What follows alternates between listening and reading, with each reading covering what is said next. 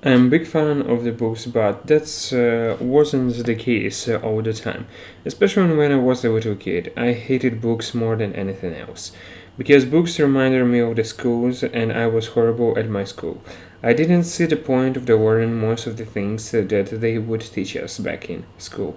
So I didn't care much about it, and that's why my grades were absolutely horrible. As a little kid in schools, your grades really matter. If you get good grades, that means you're the smart and everyone gonna like you, and vice versa, of course.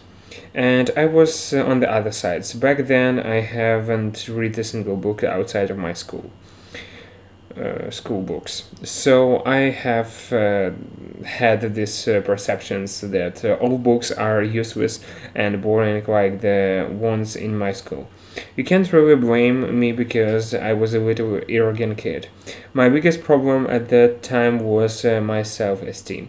I didn't have purpose for a goal, just tried to. I was told that my goal should be getting better grades, but since I didn't see the purpose of doing that, I kinda didn't really care. When I have a big family, it's great, but it has its nunches as well. Like your parents would give more attention to your younger siblings because they are younger, and since you are the elder son, for some weird reasons, you should be able to figure out everything on your own. I don't really blame my parents for anything because they gave me everything they possibly could, but I needed a mentor to teach me most of the things that I didn't understand about life. Luckily, I came across this book that's called The Seven Habits of the Highly Effective People. I wasn't really excited about it because I believed that it's probably another piece of the garbage similar to my school books. But for some weird reason, I decided to give it a shot. I was confident that I will fall asleep after a few pages, but surprisingly, it was way much more interesting than I expected. What I have realized after reading the first chapter of the book is I didn't know how to live. Just because you are alive doesn't mean you know how to live, and that's why a lot of the kids and adults are anxious and depressed. Life works in a certain way, and if you don't know how to deal with it, you end up miserable. I had these problems of focusing on the negative things, and as a result of that, I complained about everything, which never solved anything. The moment I realized that I'm reactive, and if I want to stop the feeling miserable, I should start focusing only on the things that I can control and to do my best to improve them. That's when my whole perspective about life changed. That's when I got excited about self improvement books.